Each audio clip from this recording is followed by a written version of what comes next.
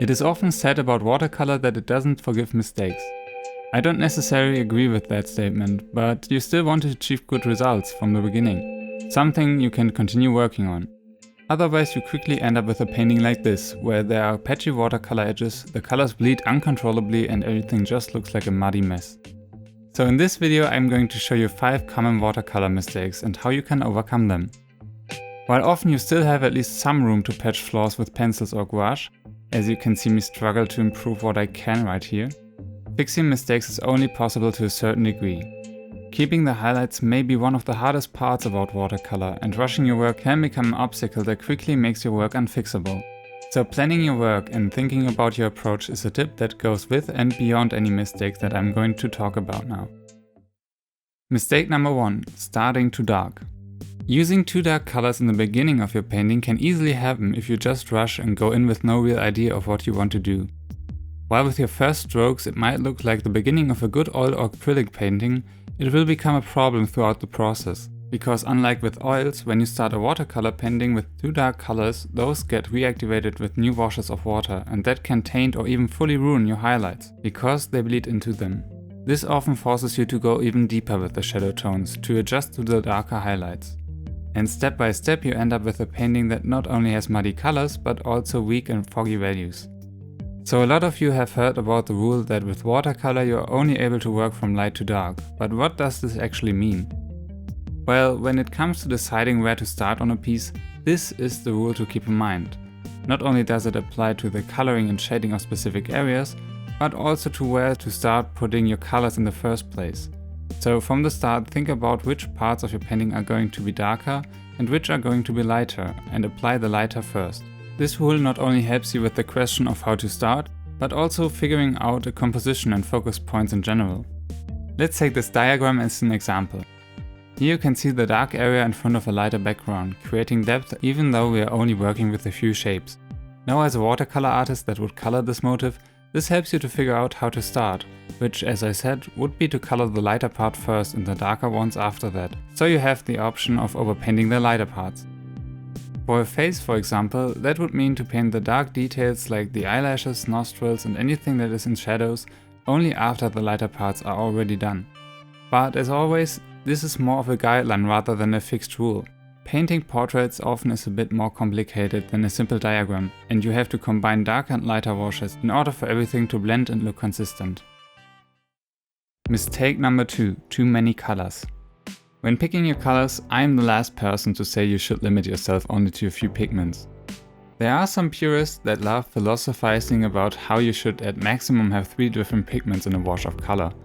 Therefore, you should only use paints that contain one kind of pigment rather than those pre-mixed convenience paints, because if you don't, your paintings will get muddy and it screws your mixing skills, ruins your style, you will fail as an artist, nobody likes you and you will never be good in painting. It's just better to lay down and cry.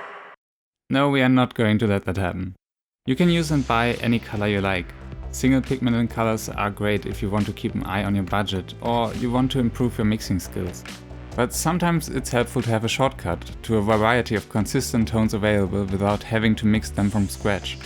Over the years I've gathered quite a few tones because I just can't hold back when shopping art supplies every once in a while. And so far I've never had a problem with having too many mixed pigments on my paper. But the aspect that actually can be a problem is a thoughtless color scheme. With many colors in your palette, it is quite tempting to just dig in and use any color that meets your eye.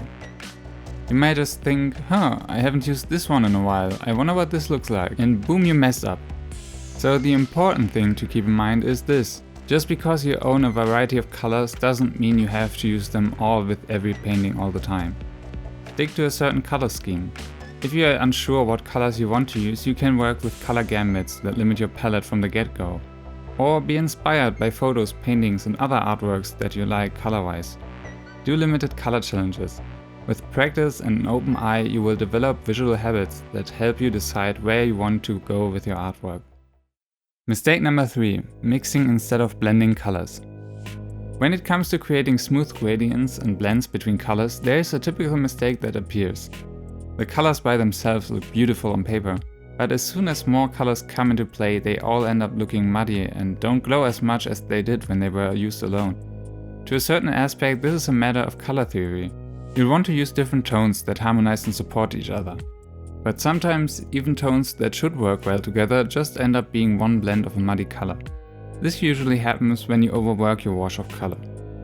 The mistake is to go in and just smudge the paints. The pigments will mix together instead of creating a gradient where each color is able to shine. So when painting gradients where two or more colors mix, you don't actually want to mix them. Instead, you let them fade into each other.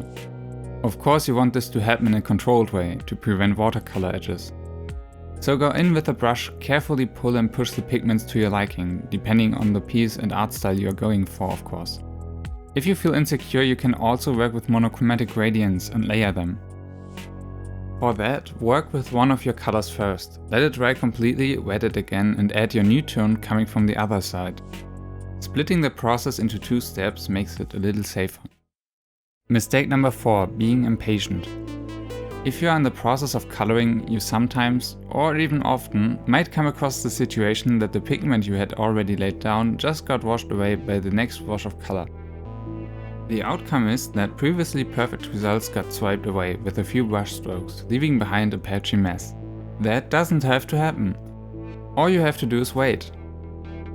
The pigment actually sets into the paper once it has dried down completely. It can still be reactivated by water to a certain degree, but it doesn't rip off your whole result when you add a wash of color after your painting had completely dried. When it comes to layering, being too impatient is a common mistake that I also fall for. But the solution is to know when to let the painting dry. To explain this is a bit difficult actually. Let's take this painting for example. I put down a first layer of color and only lightly apply the tones. Working on the wet surface allows me to spread the pigments evenly, but only within a certain time frame. The longer you work on that area, the more you will notice that the layer of water you had put down earlier has dried with time. That means the colors don't flow as much as when you started working on this area, because there isn't as much water left on the paper. The paper isn't shiny and soaked anymore from the water, but it is damp. You might think that the solution would be to immediately wet the whole thing again, to add more soft color gradients. But since the paper is neither wet enough nor really dry, the color in that area hasn't really had a chance to connect with the paper and settle. So adding another wash of water with the intention of making the colors flow inevitably lifts off the color you had already worked so hard on. The solution is simple. You'll have to wait for that whole area to dry first. And I mean really dry. Only then can you finally, carefully re-wet it and add your next layer. Sometimes you're working on neighboring areas that ought to be separate. To prevent unintentional bleeding from one into the other, it's mandatory to give colors the necessary time to dry. Mistake number 5, using the wrong brushes. When you color larger areas, it might happen that you end up with uneven or splotchy color. The reason for that could be that you are using a brush that isn't suited for your purpose. As you might already know, with different brushes come different properties. And it's not only about the size of your brush. For years I have been using synthetic brushes simply because they were the cheapest available. Other than that, I never really cared about what kind I used. And this worked out for me because I rarely painted larger paintings. But as soon as I tried to fill larger spaces with color, it became a bit of a struggle. For occasions like these, you might want to do more than just switching the size of your brush. Brushes with natural hair are usually able to absorb more water. That means you can add water to your painting more quickly and easily, and that is really helpful, specifically for larger paintings, where you don't want parts of your paintings to dry while you are still in the process of wetting it. But of course, for tiny delicate areas, this type of brush with its larger water storage can be quite uncontrollable. So then you want to go back to a synthetic brush. This video is sponsored by Skillshare. Skillshare is an online learning community with thousands of classes in art, design, drawing and painting, and many more. An annual subscription is less than $10 a month, and if you are among the first 500 people to sign up using the link in the video description, you'll even get 2 months for free. The premium membership gives you unlimited access to high quality classes from experts in their fields. For example, I learned several ways of bookbinding through multiple Skillshare classes. If you want to learn something, you'll very likely find a class for it on Skillshare. But it also works the other way around. Sometimes you just want to take a peek into a new skill or hobby.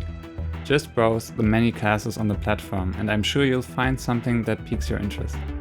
It's a valuable resource of courses that can often take you deeper into a topic than many disconnected tutorial videos can. Thank you very much for watching and I hope to see you next time.